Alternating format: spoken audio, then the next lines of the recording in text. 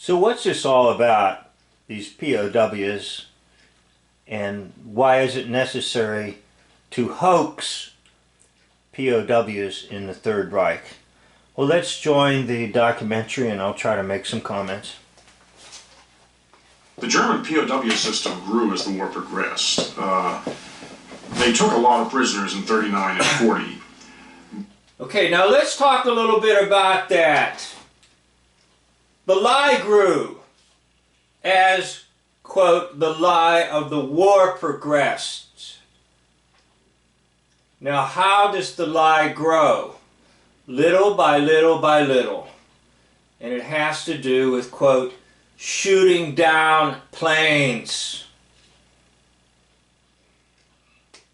They didn't intend to keep them for very long, and as it happened, many of them went through the POW system and became laborers, an entirely separate group, very quickly.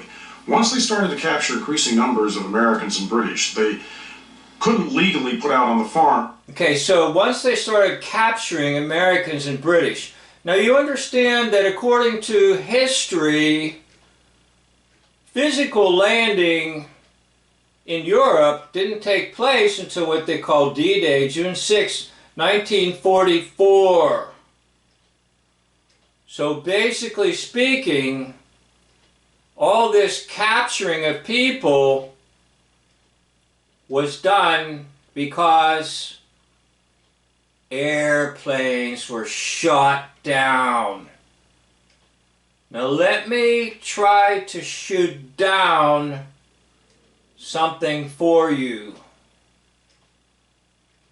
And I'll make a very radical statement. There were no planes dropping bombs on Germany. And vice versa, there were no planes dropping bombs in Great Britain or on London or Coventry. Now these things took place in the media, in the newspapers, and in the magazines. They did not take place in reality. So, if there are no planes dropping bombs, there basically are no prisoners. Now, to enhance the idea of Europe being bombed from the air, they do it by increasing the number of POWs. So if the number of POWs is increasing, it means the bombing of Europe increased. Now, that's a lie. Again, my thesis is there were no planes dropping bombs anywhere. Now, there were explosions. And the explosions came from the ground, what are called controlled demolition, from the ground, from the war hoaxers in Europe who wanted to hoax aerial bombing. To work, not to mention the fact that it was a good way to lose them, they needed a bigger POW system. And there was a huge spate of camp building in 42 and 43. Americans are really getting shot down. Americans are really getting shot down. Well, I'm going to shoot down something in your mind. The planes were not dropping bombs in Europe. They might have gone up for an airplane ride. And who knows, maybe they did open their bomb bay doors, and maybe they dropped some rubber bombs filled with feathers or styrofoam. But there were no pilots and bombardiers and radio operators bailing out of planes with parachutes and coming down into occupied Europe. It's all a lie. They used to call, when they bring in a bunch of Americans, they call them a purge. They bring in 25 or 30 American officers about every 10 days or 2 weeks. So he knows the statistic, right?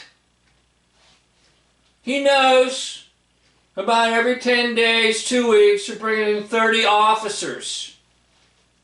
Right? It wasn't too long before I think the Americans outnumbered the British about 3-1. Once again, I think this is Robert Vaughn of Man from U.N.C.L.E. He's old, he's retired. He probably doesn't have any income anymore. So they hired him to do this documentary and pretend like he was a B-25 pilot. In these camps, because they were shooting down B-17s and B-24s over Europe. So, now, once again, to reinforce in your mind that this really occurred, they're showing you some toy or some model that you think is an actual plane being shot down over Europe during the war, okay? It's just a model, it's just a toy, and that's all it is. they're really slaughtered is what it was. The Americans saw all airmen, all air officers on one side of the camp and all British on the other. And the only communication we had was a semaphore and sign language, that sort of thing. We got all our news from the British. They had radios. Now, I'm not too sure, but if you look at this handshake, it's pretty weird looking. Like claws. Once again, they seem to enjoy this idea of making claws. Like off a lobster or something.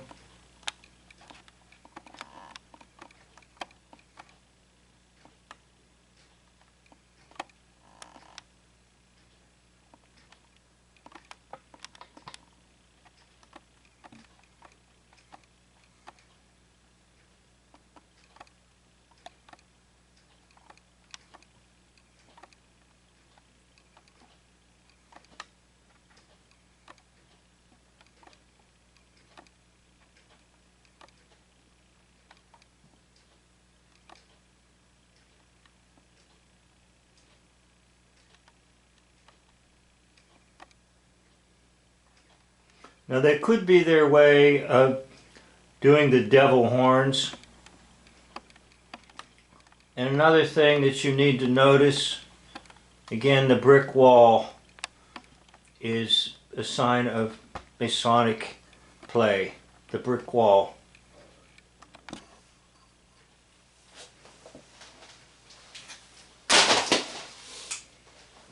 We from private guards, you know.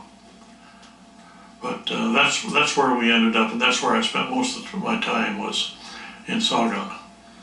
Got to the camp on June 6th and was processed, and while we were in there, the Germans had a loudspeaker system. And in German I heard the words, Heute der große Kampf in den Westen hat begonnen. And there was a guy next to me, I said, what the hell are they talking? Once again, look at the bricks. Tell me something, why would you set up a camera and interview somebody with a brick wall behind them? Why? Because they're Masons. And they love their brickwork. They're builders of society. They are the descendants of the Tower of Babel in Genesis. Well, he said the second front has started. He said we've invaded. It was the Heute today, the great battle in the West has begun. Well, that was the invasion day. So they told us, you know, with the loudspeaker system in German. So, if you listen to all their reports, nobody knows anything except if they have a secret crystal radio set. And now the Germans are telling them a whole bunch of stuff. If you follow Hoax history, D-Day was the end. Why would they be telling them on a loudspeaker system about the big battle? Or how about the big hoax? And I kind of said, oh hell, we'll be out of here in 6 weeks. Hey, you know who that is? I just figured it out. That's Festus on the Addams Family. Wow, am I excited. I figured him out. When he laughed like that and smiled, you're looking at Festus, the guy that put the light bulb in his mouth. Wow. And then, nearly a year later, I'm still there, you know.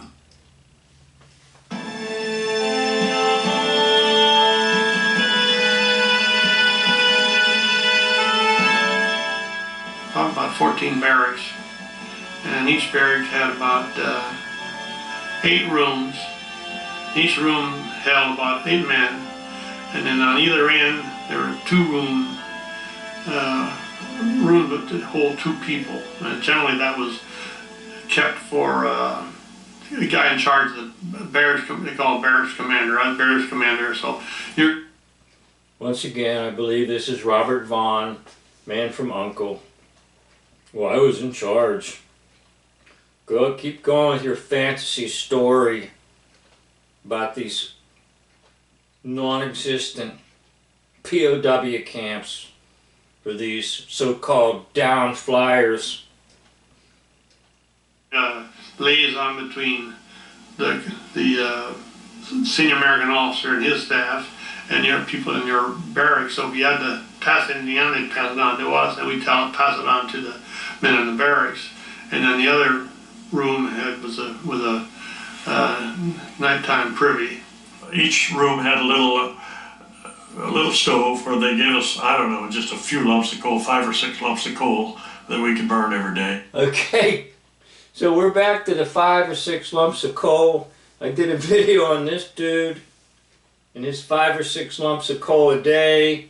And then later on in this documentary, they'll tell you they have a stove in each of the barracks, and they cook joint meals. It was a coal stove. How can they cook meals on 5 or 6 lumps of coal a day? Come on. Well, anyhow, he's fostering some lies. They're all liars. But I don't know if you believe what I've been promoting, but basically speaking, the POW camps in Germany were a hoax because the flyers shot down, whether they're American or British, were a hoax, which means the bombing of Europe was a hoax. And if you look at a lot of the war footage, you can see how they use trick photography to make you believe all of Europe was destroyed by aerial bombing. Well, anyhow, by the way, that brings me to another point, and while I'm going on, if you're watching this, I'll go on a little more. One thing I never understood, even when I believed hoax history, I never understood why after World War II we had what was called the Marshall Plan to rebuild Europe. And in my mind I could never, ever comprehend why you spend millions of dollars to bomb and destroy Europe, then you spend millions of dollars to repair Europe. Never made a bit of sense to me. But now it makes sense, because everything was done by controlled demolition on the ground.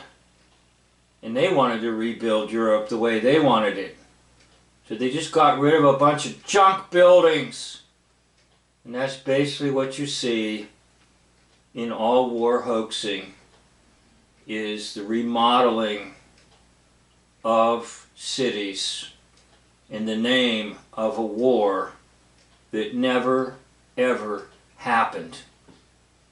So I'd like to thank you for listening to me, and I'd like to thank you if you got to the end of this video.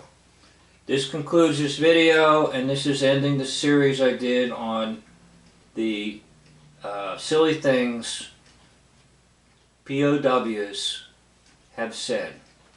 End of video.